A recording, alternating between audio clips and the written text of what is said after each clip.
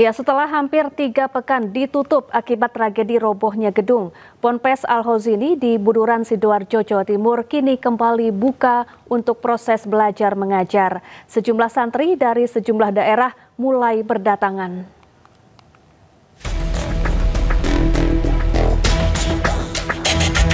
Garis polisi masih membentang di lokasi gedung pesantren Al-Khozini yang ambruk. Tak jauh dari lokasi, sejumlah santri terlihat melakukan aktivitas di sebuah tenda. Meski proses hukum atas ambruknya gedung pondok pesantren Al-Khozini Buduran, Sidoarjo terus berlanjut, namun pihak pesantren akan kembali membuka aktivitas belajar mengajar. Pihak pengasuh dan pengurus pondok mengaku telah menghubungi santri atau wali santri melalui pesan singkat serta telepon. Bersamaan kabar tersebut, sejumlah santri dari berbagai daerah juga mulai berdatangan. Karena kondisi pondok masih ditutup polisi untuk kepentingan penyidikan, pihak pengasuh mengarahkan para santri ke kampus 2 Al-Khozini yang berjarak sekitar 300 meter dari Pondok Putra Utama. Kampus ini telah disulap menjadi tempat belajar dan penginapan darurat. Jadi untuk sementara penampungan selama masih ada polis lain, kita gunakan di kampus 2. Sudah kita hitung dengan jumlah calon santri yang akan kembali, insya Allah sudah bisa mencukupi. Pihak pengasuh dan pengurus Ponpes Al-Khozini menjamin aktivitas belajar mengajar santri tidak akan mengganggu proses penyidikan yang dilakukan di Treskrimsus Polda Jawa Timur. Dari Sidoarjo, Jawa Timur, Pramono Putra, iNews melaporkan. Isak tangis keluarga pecah saat jenazah korban Ponpes Al-Khozini yang ambruk tiba di rumah duka. Almarhum Zaki bin Yusuf merupakan santri asal Sampang yang terakhir kali diidentifikasi dan dimakamkan.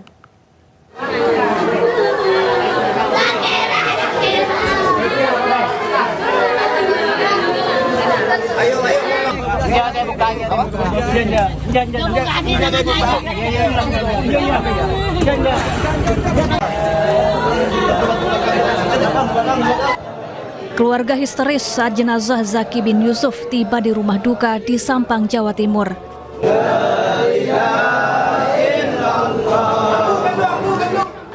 Almarhum Zaki bin Yusuf merupakan santri pondok pesantren Al-Khozini Sidoarjo yang menjadi salah satu korban mushola ambruk. Jenazah Zaki merupakan korban terakhir yang berhasil diidentifikasi dan diserahkan ke pihak keluarga. Usai sholat jenazah dan doa bersama, petugas bersama warga mengangkat peti jenazah dan mengantarkannya ke pemakaman di dekat rumah duka. Sekarang adalah hari terakhir pengiriman korban jenazah akibat runtuhnya mushola pondok pesantren Al-Khozini Buduran, Sidoarjo. Sekarang pengiriman terakhir untuk Kabupaten Sampang, yaitu jenazah yang ke-10 untuk Kabupaten Sampang, dan juga merupakan pengiriman terakhir. Jadi tidak ada sisa jenazah di Rumah Sakit Bayangkara, Surabaya. Total ada 10 santri asal Sampang yang menjadi korban mushola ambruk Ponpes Al-Khozini Sidoarjo. Sementara itu, total ada 67 kantong jenazah yang diserahkan ke tim forensik dari reruntuhan bangunan. Dari Sampang, Jawa Timur, Fatur Rahman, iNews melaporkan. Dilanda hujan deras dan angin kencang, puluhan rumah di Semarang, Jawa Tengah rusak berat. Sejumlah pohon tumbang, bahkan bangunan situs bersejarah ambruk nyaris rata dengan tanah.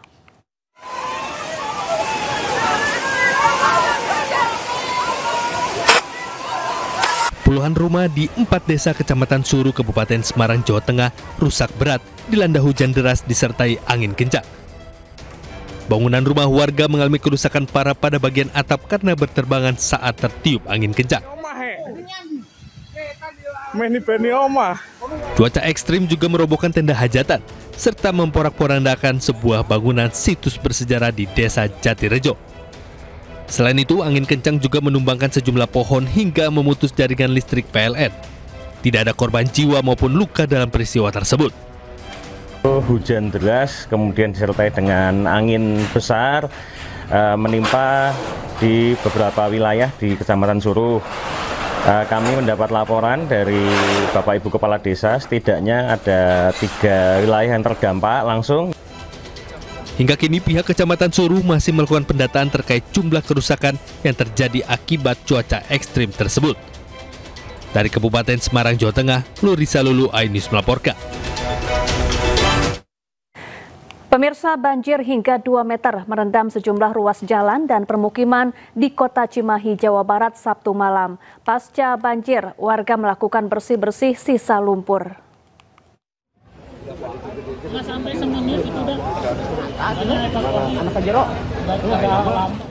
Inilah situasi saat banjir merendam Jalan Cipangeran Cimahi, Jawa Barat.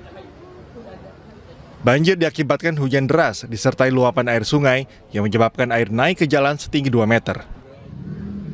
Kejadian ini membuat arus lalu lintas lumpuh.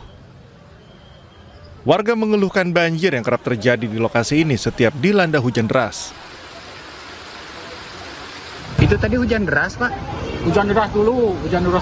Udah hujannya reda, langsung air keluar dari biasa itu dari arah atas.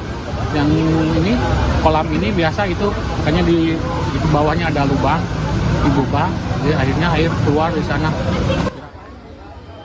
Warga berharap pemerintah dapat menanggulangi banjir dengan memperbaiki drainase guna mencegah banjir terulang kembali.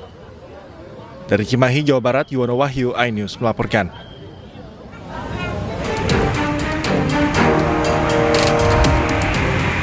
Banjir yang sempat menggenangi sebagian ruas jalan di Kota Cimahi, Bandung, Jawa Barat mulai surut. Arus lalu lintas pun sudah bisa dilalui dengan normal dari 2 arah. Sementara sejumlah warga juga mulai melakukan bersih-bersih di rumah mereka pasca banjir. Banjir tadi malam sempat merendam puluhan rumah warga dengan ketinggian mencapai 1 meter. Terus ini perabotan nggak bisa diselamatin, Bu? Enggak, semuanya basah, Pak. Nggak ada yang ketolong. Bu, ini selalu terulang kalau curah hujan tinggi gitu, banjir ke rumah warga atau gimana, Bu? Kalau dari sananya nggak jebol mah, Pak, nggak masuk. Karena di sana jebol, jadi masuk ke sini. Selain curah hujan tinggi, banjir juga terjadi akibat buruknya drainase dan tanggul jebol. Petugas kini berupaya memperbaiki tanggul jebol untuk menutup luapan air sungai. Dari Cimahi, Jawa Barat, Yuwono Wahyu, iNews melaporkan. Pemirsa, apa jadinya jika ada lubang menganga sedalam 3 meter di jalan raya? Ini dialami pengendara motor yang terperosok jatuh ke lubang sedalam 3 meter akibat jalan ambles di Jalan Raya Tembalang, Semarang, Jawa Tengah.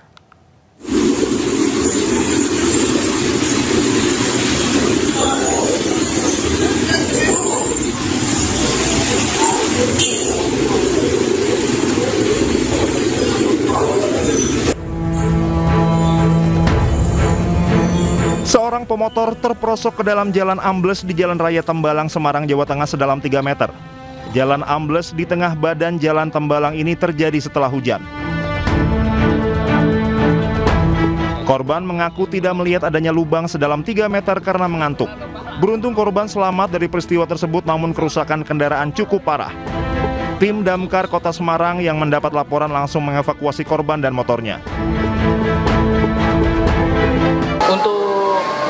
Ketinggiannya itu kurang lebih sekitar 2-3 meter gitu untuk motor ya. Untuk motornya jenisnya Matic gitu, untuk masuk ke lubang singgulnya itu ya, itu sekitar 2-3 meter. Untuk kendalanya yaitu tadi ada bahan galian yang ini menutup di salah satu jalan, dan kedua itu pas di pertigaan traffic light, jadi kendalanya untuk bikin macet untuk kita waktu evakuasi.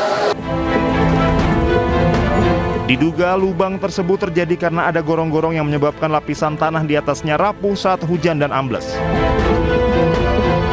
Dari Semarang, Jawa Tengah, Andre Aprianto, iNews melaporkan.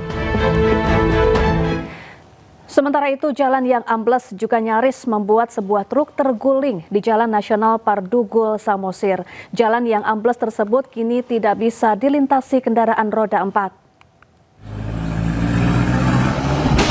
Truk yang melaju nyaris terguling saat melintasi jalan retak dan nyaris amblas di Samosir, Sumatera Utara. Retakan jalan membuat ban truk pecah. Usai kejadian, jalan pun kini benar-benar amblas dan berlubang hingga tak bisa dilintasi kendaraan roda 4. Jalan ini biasa digunakan warga untuk menuju lokasi wisata Danau Toba. Petugas masih berupaya melakukan perbaikan jalan.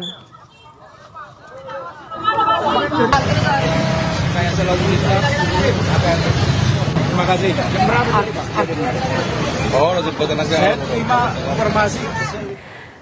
Pemirsa, rebutan penguasaan lahan dua kelompok massa di Kota Makassar, Sulawesi Selatan terlibat bentrok. Para pelaku saling serang menggunakan panah dan senjata tajam.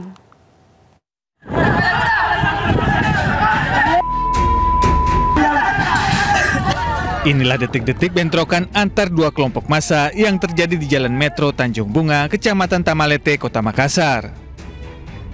Mereka saling serang menggunakan batu, ketapel panas, serta senjata tajam lainnya.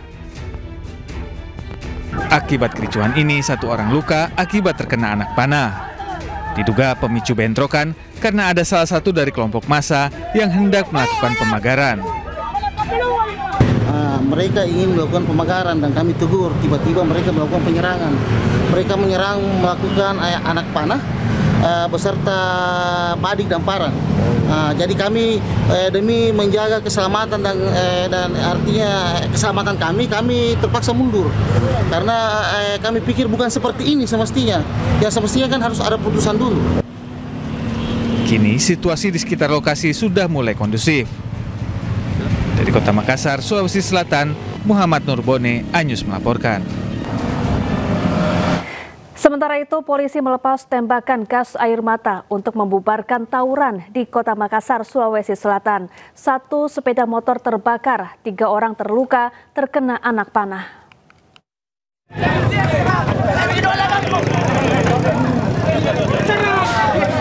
Sama itu sudah ada korban. Baru kami mau diambil. Kita mau diambil. Kami sementara. Dua kelompok massa tawuran di badan jalan Metro Tanjung Bunga, Tamalate, Kota Makassar. Aparat gabungan dari Polrestabes Kota Makassar yang tiba di lokasi langsung membubarkan tawuran dengan tembakan gas air mata. Akibat tawuran, 1 unit sepeda motor terbakar milik salah satu kelompok yang terlibat bentrokan. Kaca mobil milik warga pecah terkena lemparan batu. 3 orang terluka tertancap anak panah busur. Ada laporan keributan, kita mencegah sini supaya jangan meluas di sini. Ya intinya kita karena sini kan ada keributannya, sekarang kita patroli. Saat ada laporan keributan dari polisi datang, kita juga datang untuk mencegahnya sampai meluas. Saat ini penyebab pasti tawuran dalam penyelidikan aparat Polrestabes Kota Makassar. Dari Kota Makassar, Sulawesi Selatan, Muhammad Nurbone, iNews melaporkan.